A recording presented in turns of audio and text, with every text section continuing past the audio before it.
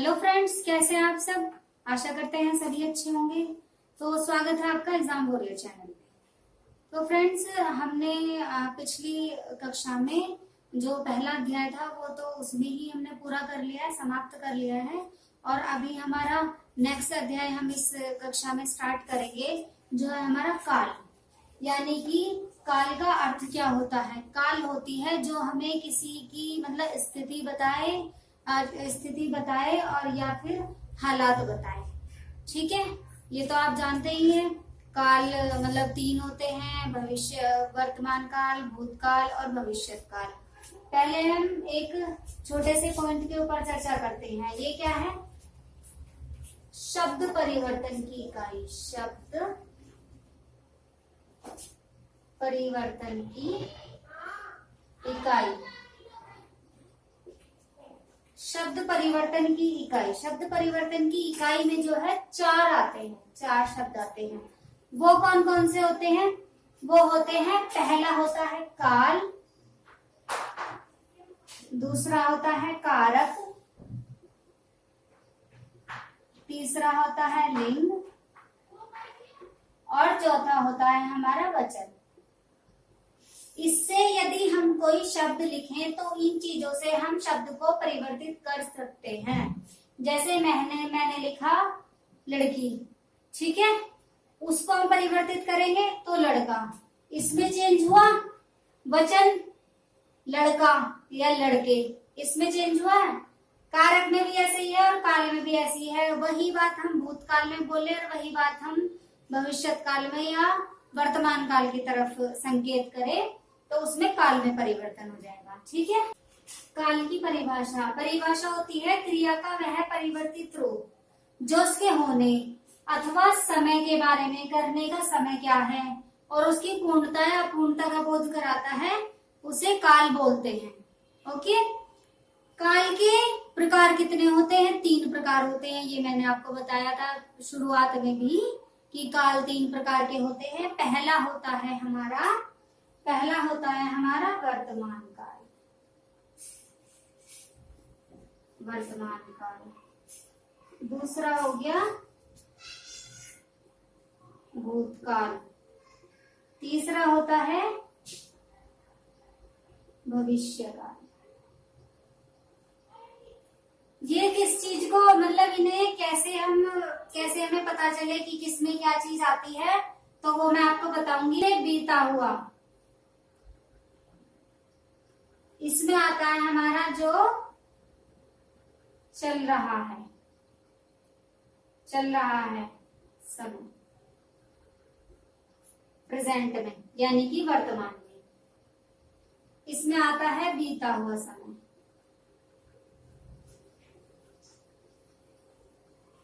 बीता हुआ समय। भविष्य, इसमें आता है आने वाला समय। आने वाला समय। इतनी बात समझ में आ गई होगी अच्छे से। जो प्रकार होते हैं, पहले हम बात करेंगे भूतकाल के बारे में। जो प्रश्न एग्जाम में आते हैं, परीक्षाओं में जो प्रश्न आते हैं वो इस वाले से बहुत ज्यादा आते हैं। तो इस वाले के बारे में हम बात करेंगे। पहले बात करेंगे हम भूतकाल के बारे में। भूतकाल, इसके प्रकार कितने होते हैं? इसके 6 प्रकार होते हैं। पहले इसकी परिभाषा देखते हैं हम। ये मैंने वैसे छोटे से शब्दों में आपको बता दिया है। बीता हुआ समय, जो समय बीत गया हो उसे बोलते हैं हम भूतकाल। क्रिया का वह रूप,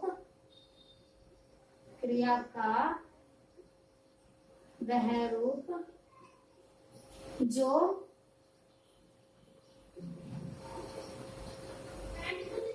बीते समय में कार्य के होने का बोध कराए।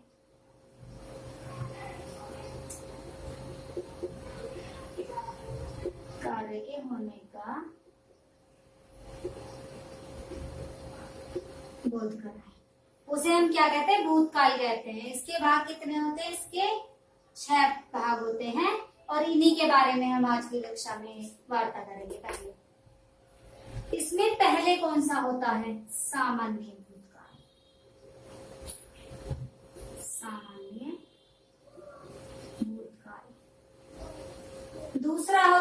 आसन भूतकाल, आसन भूतकाल। तीसरा होता है पूर्ण भूतकाल। चौथा होता है अपूर्ण भूतकाल। और पांचवा होता है संदिग्ध भूतकाल, संदिग्ध भूतकाल। छठा हमारा होता है हेतु हेतु हेतु हेतु मध्य भूतकाल। ये 6 प्रकार होते हैं हमारे भूतकाल के। तो पहले हम बात करते हैं सामान्य भूतकाल के बारे में। सामान्य भूतकाल में क्या होता है? जब क्रिया सामान्य रूप में भूतकाल में संपन्न होती है। ये तो इसी से पता है कि जब सामान्य भूतकाल जो सामान्य रूप से भूतकाल में होगी, ये तो सारी ही भूतकाल में होंगी। तो हम मतलब एग्जैक्ट कैसे पता करेंगे? जो हम पक्का मतलब पता करेंगे वो हमें कैसे पता चलेगा कि ये सामान्य भूतकाल ही है, या क्या क्या चीजें इसमें आती है वो देखिए, वो मैं आपको अभी बताऊंगी। इसमें क्या होगा, काम पूरा हुआ है, निश्चित समय का पता नहीं चलता, यानी कि काम कोई भी पूरा है तो भूतकाल का, ये तो हमें पता चल जाएगा कि है भूतकाल का, लेकिन पूरा हुआ है या नहीं हुआ है निश्चित समय का हमें बोध नहीं होगा, इसलिए हम इसे सामान्य भूतकाल बोलते हैं।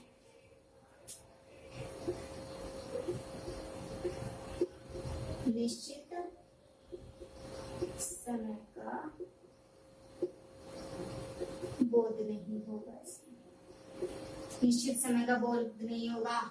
मतलब परिभाषा वैसे तो लिखवाने की जरूरत है नहीं कि हाँ पे सामान्य काल उसे बोलते हैं जो सामान्य रूप से भूतकाल में घटित होती है, मतलब वो भूतकाल सामान्य भूतकाल कहलाता है। इतनी बात तो आप समझते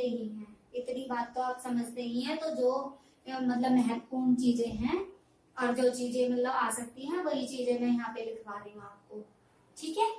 तो निश्चित समय का इसमें बोध नहीं होता है। कार्य अभी अभी पूरा हुआ है या बहुत समय पहले पूरा हुआ है कुछ भी पता नहीं चलता है। ये इस शब्द से ये पता चल गया कि कार्य अभी होगा, अभी अभी हुआ है, या फिर कार्य बहुत पहले हुआ है, कुछ भी पता निश्चित नहीं होता। तो ये शब्द इसलिए तो लिखा कि निश्चित समय का बोध नहीं होगा।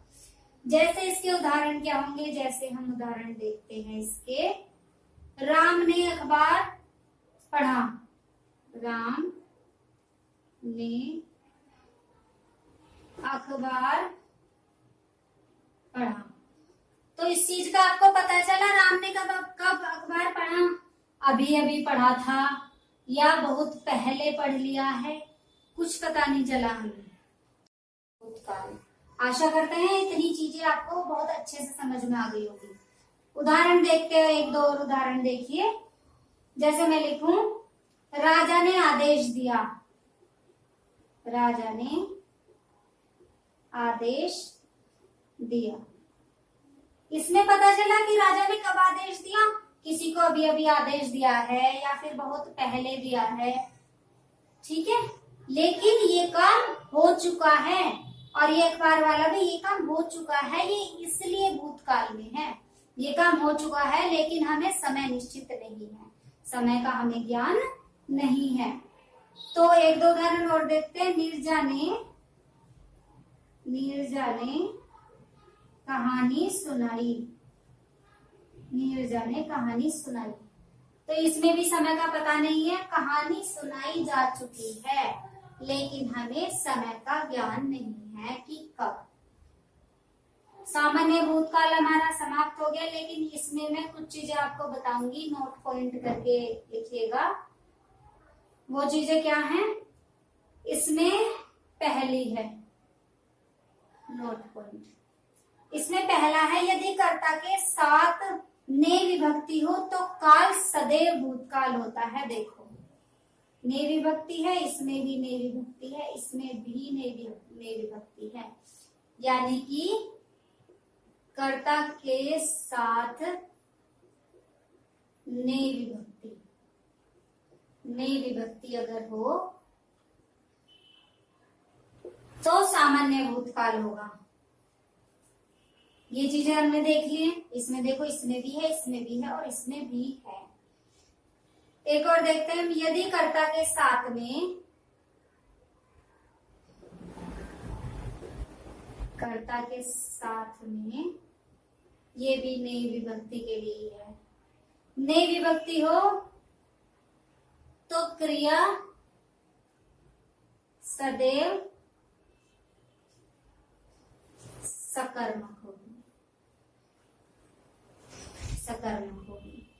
ठीक है, क्रिया सदैव सकर्मक है, आपने देखा इसमें। और एक पॉइंट और है, एक पॉइंट क्या है, अगर कर्ता के साथ में नई विभक्ति हो, है तीनों पॉइंट नई विभक्ति से संबंधित, इस चीज को ध्यान रखेंगे। नई विभक्ति हो तो वाच्य सदैव कैसा होगा, वाच्य सदैव होगा हमारा कृतवाच्य, कृतवाच्य होगा। कृतवाच्य में क्या था, कर्ता की प्रधानता थी। कृतवाच्य में क्या था, कर्ता की प्रधानता थी। ये चीज हम आपको बता चुके हैं। दूसरा है हमारा आसन्न भूतकाल। आसन्न भूतकाल, भूतकाल के भाग हैं, तो जाहिर सी बात है कि जो कार्य होगा वो भूतकाल का होगा, तो ये तो बताने की आवश्यकता है नहीं। तो हम इनके बारे में जानते हैं, इनके बारे में जानते हैं। इसमें क्या होगा, क्रिया की समाप्ति जो होगी, क्रिया की समाप्ति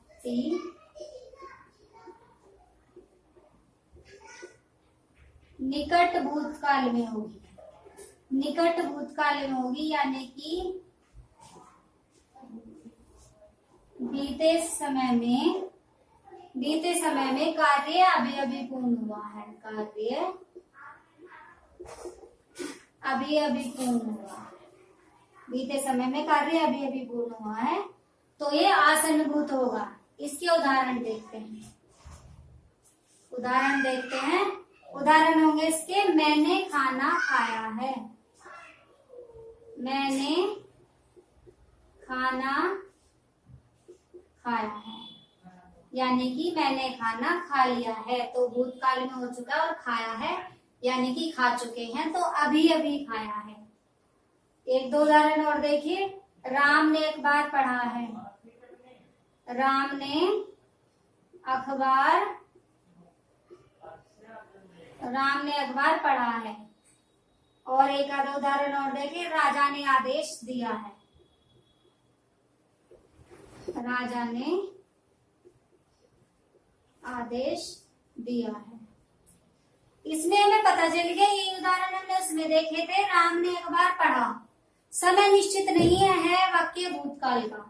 इसमें राम ने अखबार पढ़ा है यानी कि अभी अभी पढ़ा है, समय निश्चित हो गया कि आसन्न भूत यानी कि अभी अभी कार्य हुआ है।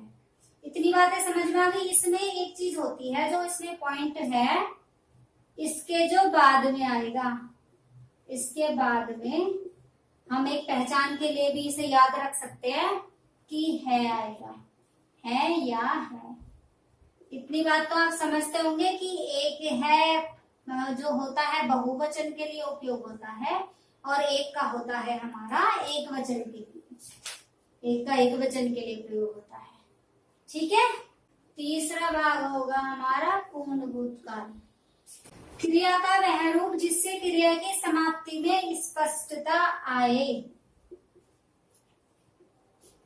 यानी कि बहुत पहले कार्य संपन्न हो चुका होगा। पूर्ण भूतकाल का मतलब ये होता है, स्पष्ट का तो मतलब यही है कि हमने इससे पहले वाले में देखा आसन्न भूतकाल में कि भाई काम अभी अभी हुआ है, लेकिन हमें मतलब सही समय का तो नहीं पता कि कब हुआ है, तो इसमें उस चीज का पता चलेगा कि मतलब कब हुआ है, यानी कि संपूर्ण हो चुका है।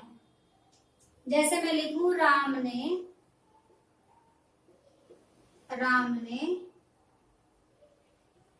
अखबार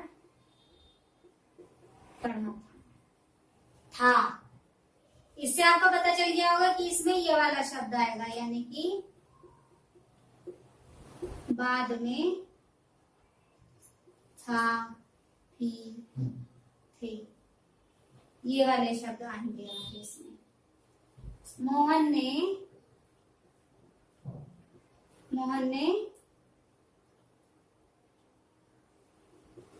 खाना खाया था। पहला था हमारा सामान्य भूतकाल, उसमें हमें समय का बोध नहीं होगा, निश्चितता नहीं होगी कब हुआ है, क्या काम हुआ है। तो उसमें अगर मैं ये था हटा दूं तो ये सामान्य भूतकाल का शब्द होगा, और अगर मैं इस था की जगह है लिख दूं तो ये आसन भूतकाल का वाक्य होगा, और अब ये पूर्ण भूतकाल का है। तो आप ऐसे भी याद कर सकते हैं, पहले वाले में सामान्य में कुछ नहीं आता, आसन में है आता है, पूर्ण में थ आता है। अब अगले प्रकार की बात करते हैं हम, ये होता है अपूर्ण, अपूर्ण भूतकाल। देखिए ये पूर्ण है, ठीक है, ये अपूर्ण है। ए हमेशा नकारात्मक सेंस देता है। ए क्या करता है, हमेशा नहीं का अर्थ देगा, नहीं का अर्थ देगा, ये तो आप जानते ही हैं, ठीक है। जब क्रिया भूतकाल में आरंभ हो गई हो परंतु वह अभी तक समाप्त न हुई हो, यानी कि क्रिया भूतकाल में शुरू होकर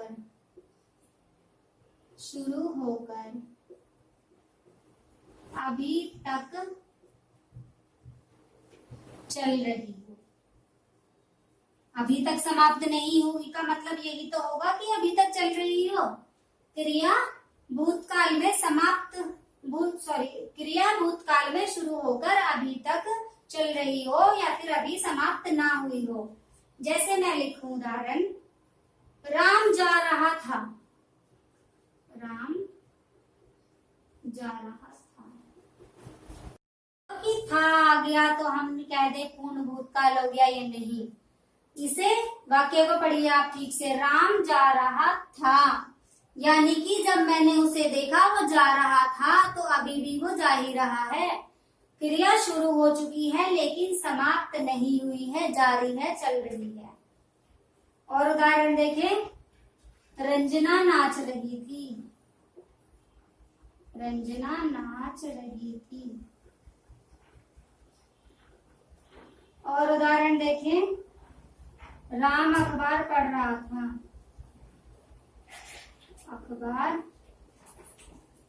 राम अखबार पढ़ रहा था। ये भी हम कह सकते हैं कि इसमें क्या होगा, रहा था, रही थी और रहे थे, ऐसे शब्द मिलेंगे हमें अंत में। ये बात बहुत अच्छे से ध्यान रखना। पांचवा प्रकार होगा हमारा संदिग्ध भूतकाल। ये तो आपको इस शब्द से पता चल रहा होगा, संदिग्ध यानी कि आशंका, किसी काम को लेकर आशंका जताई जाए या फिर संशय किया जाए, यानी कि चीजें डाउट में हो, चीजें डाउट में हो, क्लियर ना हो, साफ साफ ना हो।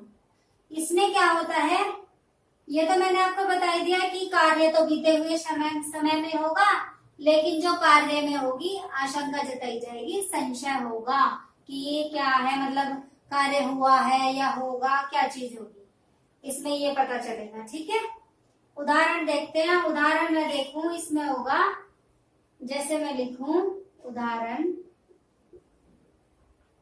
राम ने अखबार पढ़ा होगा, राम ने अखबार पढ़ा होगा। इससे आपको ये चीज पता चलेगी कि ये कार्य तो भूतकाल का है, यानी कि कार्य हो चुका है, होगा, यानी कि आने वाला टाइम नहीं है। इसे आप भविष्य से मत जोड़ देना, भविष्यत काल में भी ऐसा आता है, लेकिन ये भविष्यत काल में नहीं है। राम ने अखबार पढ़ा होगा, ठीक है, यानी कि पहले समय की, यानी कि बीते हुए समय की, भूतकाल की बात की गई है यहाँ पर। राम ने अखबार पढ़ा होगा, यानी कि ये बात जो है संशय में है, ये बात पक्का नहीं है, उसने अखबार पढ़ा भी होगा या नहीं, तो ये चीज हो गई ना कि यानी कि निश्चित नहीं है, क्लियर नहीं है, हमें साफ साफ चीजें नहीं है इसमें। और लिखूं मैं, वह गया होगा, वह गया होगा, तो वह गया होगा या नहीं ये भी हमें पता नहीं है। और इसमें हम लिख सकते हैं, शब्द क्या आएंगे, होगा, होगी, होंगे। वाक्य से पता चल जाएगा कि ये किस सेंस में यूज हुए हैं। ज्यादा कंफ्यूज नहीं होना, ज्यादा परेशान नहीं होना है। अगला प्रकार है हमारा छठा, हेतु हेतु, हेतु हेतु मध्य भूतकाल। ठीक है, हेतु हेतु मध्य भूतकाल। इसमें क्या होगा, इसमें अगर मैं छोटे से शब्दों में इसकी परिभाषा लिखूं तो इसमें होगा, वाक्य क्या होगा, शर्त वाला वाक्य होगा। इसमें क्या होगा, शर्त वाला वाक्य होगा। जो क्रिया बीते समय में संपन्न हो सकती थी परंतु किसी कारणवश नहीं हो पाई। जो क्रिया